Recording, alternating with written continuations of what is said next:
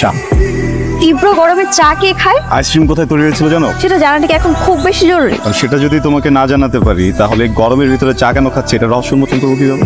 কালকে আমার এনগেজমেন্ট, তুমি আমার সাথে ফাইজলামি করতেছো?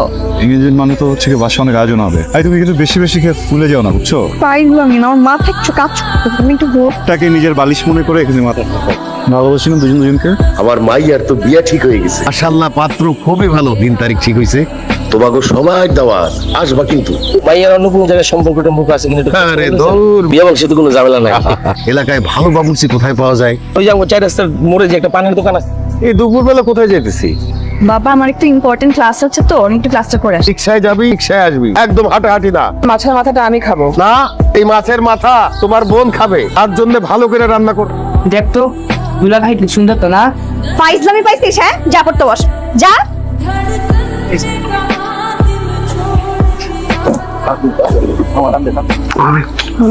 ভাবি নতুন ভাবি মিষ্টি মিষ্টি খাও, তোমার জন্য আমার বন্ধুরা নতুন জীবন পেয়েছে। নাবিলার কোনো খোঁজ পাইলি? সব বান্ধবীদের বাসায় তো খোঁজ নিলাম আব্বা, কারো বাসায় তো আপুকে পেলাম না। তোমার জন্য লাই দিয়ে দিয়ে মেয়েটারে মাথায় তুলছো, প্রতিদিন একটু শাসন পর্যন্ত করতে দাও না, এখন বুঝো? মিয়া বাড়ির মেয়ে বলে কোনো বদনামই নাই, দুধে দুয়া তুলসী পাতা। অলরেডি পলায় হয়ে গেছে গিয়া। আমরা হলে বিষ খেয়ে মরতাম। সি সি সি সি সি। ভাবনা আছে মানে? বলছিলাম ব্যবসা করবো। আমি না আমার আব্বার মতো তোমাকে ভালোবাসতে চাই। আমি চাই আমার শেষ দিন পর্যন্ত তুমি আমার পাশে থাকো।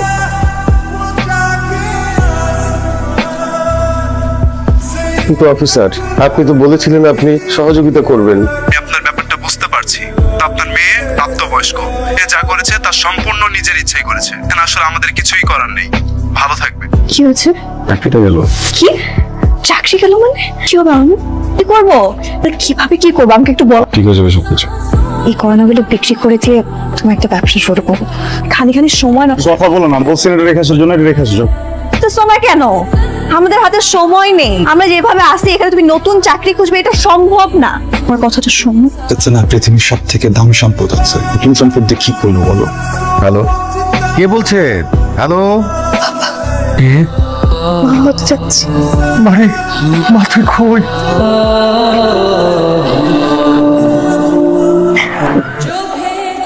চাকরি হয়ে গেছি।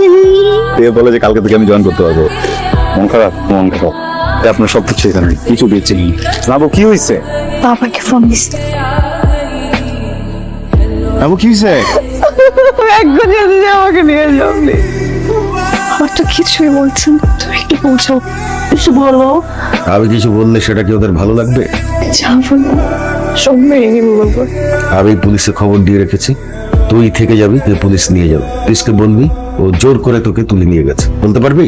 কি বলছো বাবা এসব? আমি ওকে বিয়ে করেছি। তোরা দুইজন আমাদের এখানে থাকবি, তোদের সমস্ত ভরণ পোষণ আমার। বাচ্চা ডেলিভারি হবে, 1 বছর পর্যন্ত তুই তোর বাচ্চা করবি। 1 বছরের বাচ্চাকে আমাদের এখানে রেখে তোরা চলে যাবে। কি বলতেছেন আপনি এগুলো? আপনি আমার সন্তান নিয়ে কথা বলতেছেন। আমি এটা কোনো খেলার কথা বলতেছেন না। পৃথিবীর কোনো বাবা মা পারবে তার সন্তানকে রেখে থাকতে? কেন সম্ভব না? তাই তো আমাকে শিখিয়েছো। কি ভুলে গেছো? একজন বাবা, আমার একটা সন্তান আছে, সেই সন্তানকে তুমি আমার কাছ থেকে ছিনিয়ে নিয়ে গেছো, তাহলে তুমি কেন পারবে না? সন্তানকেও ছিনিয়ে নিলে তুমি কেন পারবে না সেটা সহ্য করতে? থাকলে তুমি এটা করতে পারতে না। তুমি আবার বাচ্চাটাকে নিয়ে গেছো, কি করে বুঝবে একজন বাবার কষ্ট? আঙ্কেল, বয়স যখন 15 তখন আম্মা মারা গেছে। আব্বা সে ধাক্কা সামলাতে পারেন, মানসিক ভারসাম্য হারাই ফেলে। যে একটা ছেলে আছে, ওনার এটা মাথায় ছিল। কোনদিনই আমার এসে জিজ্ঞেস করে নাই যে আমি খাইছি কিনা, সে নাই আমি ঘুমাইছি কিনা, শরীরটা কেমন, আমার জ্বর আসছে কিনা। আমার যখন নাবিলের সাথে পরিচয় হয়, ও আমার খুব খেয়াল রাখা শুরু করলো। আমি না ভুলে গেছিলাম যে আমার পরিবার নাই। আপনারা বিয়ে ঠিক করে ফেলছেন, আমি খুব ভয় পেয়ে গেছিলাম যে আমি আমার পরিবারটা মনে হয় একবার হারাই ফেলবো। একবার আপনাদের কথা আমার মাথায় আসছে নাই। পরিবার হারানোর ভয়ে আমি খুব সেলফিশের মতো একটা কাজ করে ফেলছি। আপনি আমার মাফ করে দিন আমাকে। নাবিলার ছাড়া আমি থাকতে পারবো না, সন্তানের ছাড়া থাকতে পারবো। যদি আপনি বলেন এখান থেকে চলে যেতে, আমি ওইটাও যেতে পারবো না। পরিবার ছাড়া আমি থাকতে পারবো না।